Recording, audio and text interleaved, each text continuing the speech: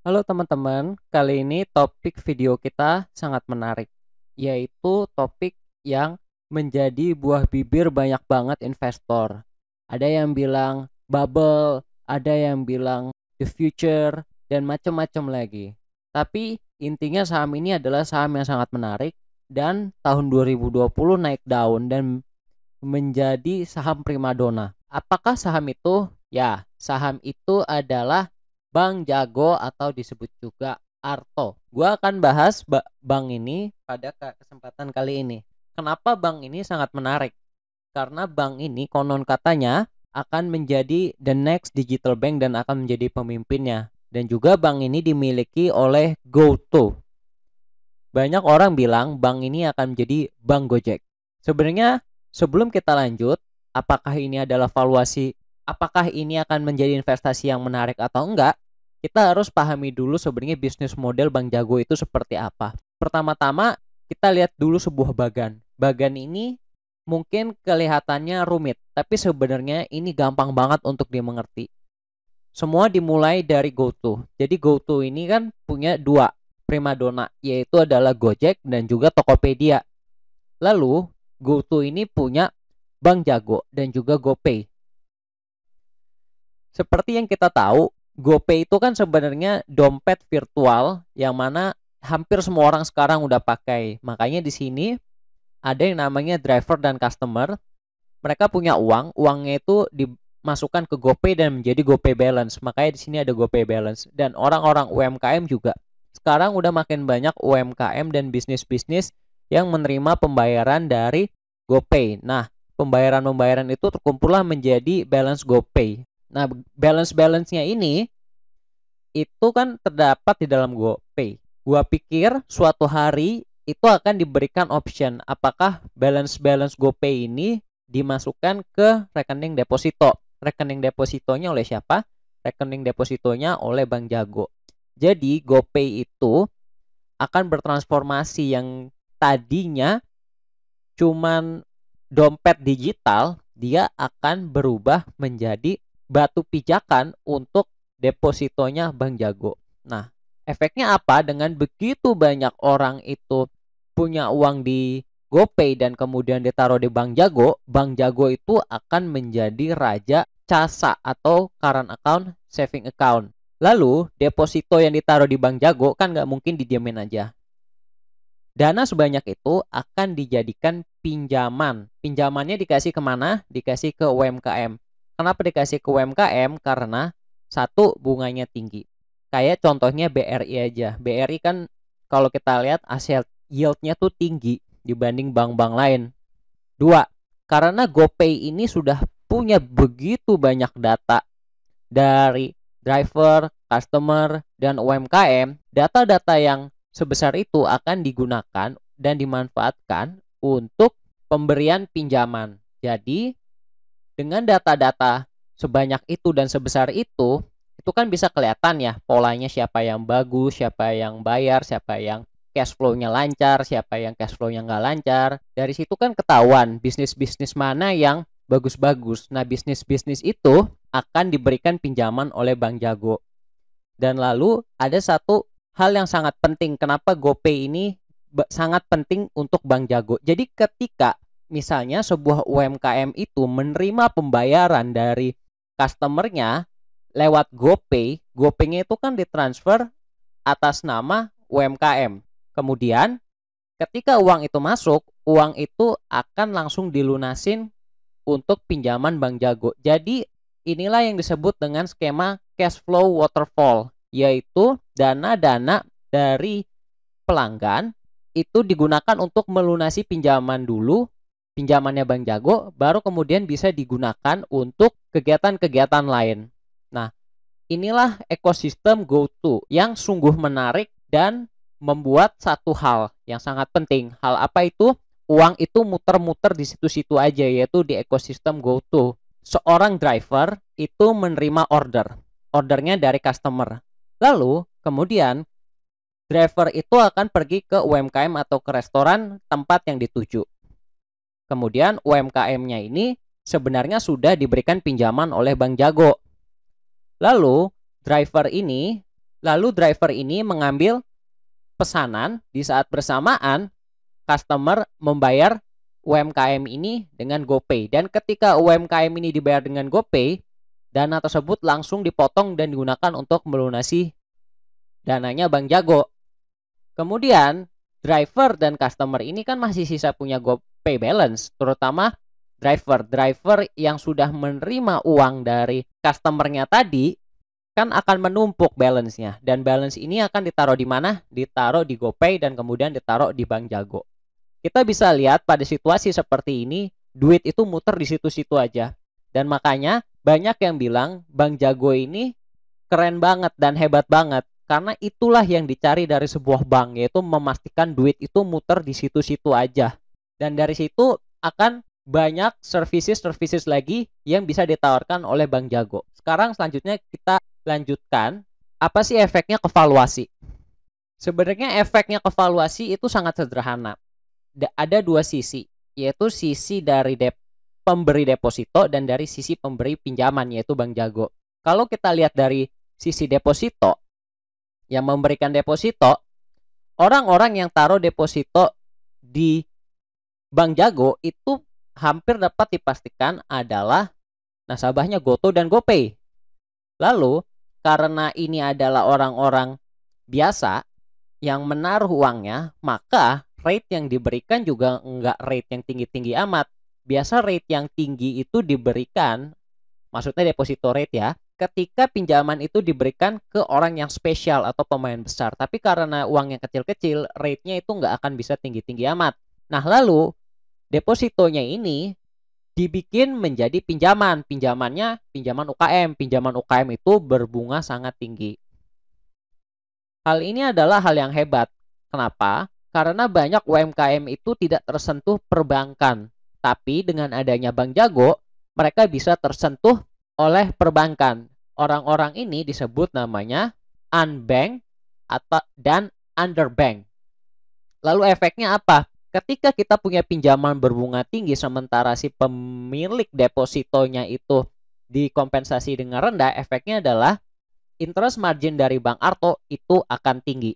Selanjutnya, karena menggunakan GoPay dan diintegrasikan ke Arto, efeknya adalah pasti akan menggunakan big data dan artificial intelligence. Efeknya apa? Efeknya adalah loan approval itu cepat, karena proses approval loan kalau di bank konvensional itu harus dilakukan sama loan officer yang dilakukan secara manual. Tapi karena ini punya big data dan cepat, itu pasti akan lebih cepat. Dan satu lagi adalah efeknya ke NPL. Karena menggunakan big data dan artificial intelligence, bank ini bisa dengan selektif memilih bisnis-bisnis yang bagus yang mana mereka akan memberikan pinjaman. Nah, bisnis-bisnis yang bagus ini adalah bisnis-bisnis yang rendah NPL. Selanjutnya, karena Bang Jago ini adalah bank digital yang semua kegiatannya dilakukan tanpa physical branch, efeknya adalah satu, hire orang lebih sedikit. Dua, nggak usah sewa gedung atau sewa tempat. Efeknya adalah rasio biaya terhadap interest marginnya itu akan lebih rendah dari bank-bank pada umumnya.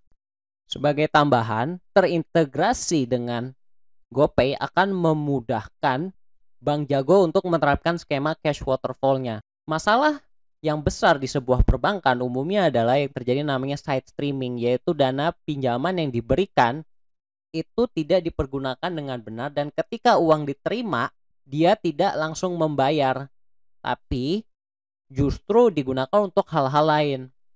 Dengan memastikan bahwasannya customer itu membayar dengan media GoPay, uang yang diterima itu akan masuk ke kantong GoPay dan kemudian langsung dipotong dan dibayarkan ke Bang Jago. Yang mana hal ini akan memperendah risiko gagal bayar dari sebuah pinjaman yang dibuat di Bang Jago.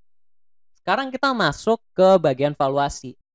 Pertama-tama kita start dari jumlah user Gojek. User Gojek itu sekarang penggunanya ada sekitar 38 juta orang, yang mana tiap tahun kan akan nambah. Kalau kita asumsiin deh, tiap tahun nambah 3%, yang mana sangat mungkin dia itu akan naik usernya di tahun ke-6 di angka 45 juta orang. Lalu dari 45 juta orang itu 40%-nya akan menggunakan layanan Bank Jago. Kenapa 40%? Ini berkaca pada kasus China yang mana pengguna Alipay yang mirip GoPay itu 40% usernya itu menaruh di dananya di UEPAO. UEPAO itu semacam pasar uang untuk deposito. Nah, jadi kita bisa simpulkan dari pengguna Alipay itu 40% itu menggunakan UEPAO yang artinya 40% itu naruh deposito. Lalu dari orang-orang ini, satu orang deposito itu taruh 7 juta. 7 tahun dari sekarang kan pasti nambah kaya kan orang-orang, jadi nggak mungkin ditaruh di angka 7 juta. Dalam kasus ini kita taruh di angka 9 juta. Nah, mungkin teman-teman penasaran kenapa pakai angka tahun ke-6. Sebenarnya ini ada alasannya juga tahun ke-6. Tahun ke-6 itu adalah jarak antara tahun didirikannya UEPAO sampai ke hari ini. Kalau nggak salah UEPAO itu didirikan tahun 2014 lah, kurang lebih ya 6 tahun lah. Jadi untuk mencapai se-mature ini dan sehebat ini, UEPAO itu butuh sekitar 6 tahun. Jadi kita asumsikan kurang lebih sama lah. Nah, sesuai yang udah saya bilang sebelumnya, karena ini pinjaman untuk UMKM, yield on assetnya tuh tinggi 13%. Yang mana kalau teman-teman lihat pinjaman P2P itu bunganya bisa 15 sampai 20 lah. Asumsikan ini karena pinjaman-pinjamannya yang bagus-bagus, yang ciamik-ciamik itu dihargain di pricing di 13%. Dan sementara untuk bunga depositonya itu 3,5%. Kalau teman-teman lihat ke Bank BCA sekarang, deposito Bank BCA tuh ngenes banget. Dan 3,5% ini udah terhitung cukup tinggi. Lalu pajaknya 20% cukup normal. Dan yang selanjutnya sangat penting adalah cost to income ratio. Jadi berapa biaya untuk setiap pendapatan interest marginnya, yaitu 25%. Bank-bank lain itu bisa mungkin 50 lah, 50, 60. Tapi karena dia efisien, nggak punya cabang fisikal banyak-banyak, orangnya dikit, maka dia paling nggak harusnya bisa separuh. Selanjutnya ini adalah provision atau CKPN. Ini adalah cadangan kerugian penurunan nilai 2,5%. Dari mana 2,5%? Berkaca pada status BRI. Kalau paling nggak Bank Jago itu bisa semirip mungkin dengan BRI, maka angka 2,5% itu sangat make sense. Selanjutnya discount rate cukup standar. Lalu adalah pertumbuhan jangka panjang 5% dari economic growth, inflasi 2,5%. Sebenarnya dari 5% itu kan 1,5%-nya itu adalah pertumbuhan penduduk. Jadi realnya kekayaan orang itu bertambah 3,5%, yang mana itu cukup masuk akal. Sekarang kita masuk ke perhitungan valuasinya, dan perhitungan valuasinya ini karena Bank Jago ini unik, maka dia akan dinyatakan dalam basis per user. Pertama-tama kita harus hitung interest marginnya dulu, yaitu dihitung dari yield on asset, yaitu berapa bunga pinjamannya dikurang dengan deposit punya bunga, yaitu hasilnya 10%. Nah, dari interest marginnya ini kita harus hitung dengan interest margin 10% itu dikali dengan pinjaman yang dibuat di suatu tahun. Nah, kalau teman-teman lihat, kok beda antara pinjaman yang dibuat dengan deposito? Selisihnya ini apa? Selisihnya ini adalah modal yang harus disediakan oleh pemegang saham bank. Jadi kan kalau misalnya ada apa-apa, yang menanggung kerugian dulu adalah pemegang saham banknya. Depositnya tetap ada. Lalu pasti ada namanya fee income. Fee income itu datang dari commission, fee untuk transaksi misalnya jasa-jasa perbankan. Nah, ini dikalikan, dari 15% ini dikalikan interest margin, kita dapatlah total income-nya. Nah, kemudian kita harus dikurangkan dengan OPEX, yaitu adalah biaya-biaya. Nah, karena bank ini spesial, yaitu bank yang tidak punya cabang, bukan tidak punya sih, sedikit cabang dan sedikit pegawai, maka dia harus lebih rendah dari bank pada umumnya, yaitu dalam kasus ini 25% ya teman-teman. Lalu kemudian ada namanya provision, karena dari kita kasih pinjam pasti ada sebagian yang duit itu nggak balik, makanya itu disebut namanya provision atau CKPN, cadangan kerugian penurunan nilai, untuk jaga-jaga kalau misalnya ada kerugian yang muncul dari gagal bayar. Berapa besarnya? 2,5%. 2,5% ini mirip lah dengan yang ada di BRI dan kita kali ke nilai pinjaman yang dibuat. Nah, disinilah kita dapat laba sebelum pajak, yaitu 593. Jangan lupa untuk dikurangin pajak, jadilah 475. Nah, sekarang kita harus hitung berapakah nilai untuk satu user. Gimana caranya? Sederhana. Kita pakai rumus yang ada di sebelah kanan ini, yaitu adalah laba setelah pajak, lalu jangan lupa untuk di-adjust dan disesuaikan dengan growth dan dibagi dengan discount rate dikurang growth.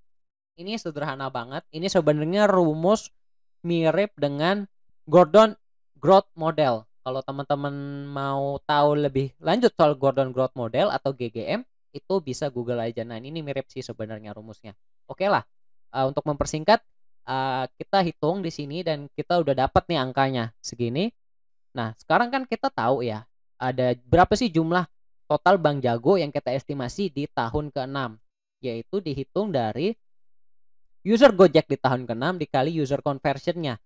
Dalam kasus ini 40%. Nah, kita dapatlah angkanya segini, adalah paling nggak 18.000 orang. Nah, habis itu kita kali aja nilai per user dikali jumlah user, dapatlah kita nilai saham Bank Jago di tahun ke-6. Nah, ini penting ya, di tahun ke-6. Lalu kita bagi dengan saham beredar, yaitu di angka 13.856, kita dapat angka 19.100. Nah, tapi ingat ini tahun ke-6 dan kita harus present value kan ke tahun sekarang. Kalau kita present value kan ke tahun sekarang, itu ada di angka 10.200. Jadi, bisa diambil kesimpulan nilai saham per lembarnya itu untuk masa kini 10.212. Kalau teman-teman mau beli, coba dipikir lagi. Sebenarnya ini bukan ajakan investasi, tapi saya mengajak teman-teman untuk berpikir lebih matang-matang lagi dan berhitung secara matematika sederhana. Misalnya nih ya, user conversionnya nih, ini kan sesuatu yang tidak pasti ya. Kayak let's say ini 55% lah, maka dia naik ke 14.000. Jadi kalau misalnya dari user Gojek itu 55% bisa dikonvert jadi nasabah Bank Jago, itu bisa jadi 14.000, tapi kita tetap dengan 40%. Tapi saya pikir yang perlu di-adjust itu adalah 7 juta ini. Walaupun secara statistik per nasabah di Indonesia itu punya tabungan 9 juta, saya pikir angka 7 juta itu cukup tinggi. Saya pikir harusnya nggak segitu, harusnya paling 4-5 juta. Jadi kalau misalnya kita ke angka 5 juta, itu sama dengan 7.000. Oke, sekian aja. Bukan ajakan investasi, murni tujuannya untuk tujuan pembelajaran. Kita sebagai investor, hati-hati dan renungkan lagi kalau misalnya mau beli, mau jual, berpikirlah matang-matang. Semoga perhitungan saya pada kesempatan ini bisa menjadi referensi buat teman-teman supaya bisa menjadi investor yang lebih baik dan investor yang lebih bijak. Jangan lupa share, like, dan subscribe dan juga komen di bawah. Terima kasih atas perhatiannya. Sampai jumpa.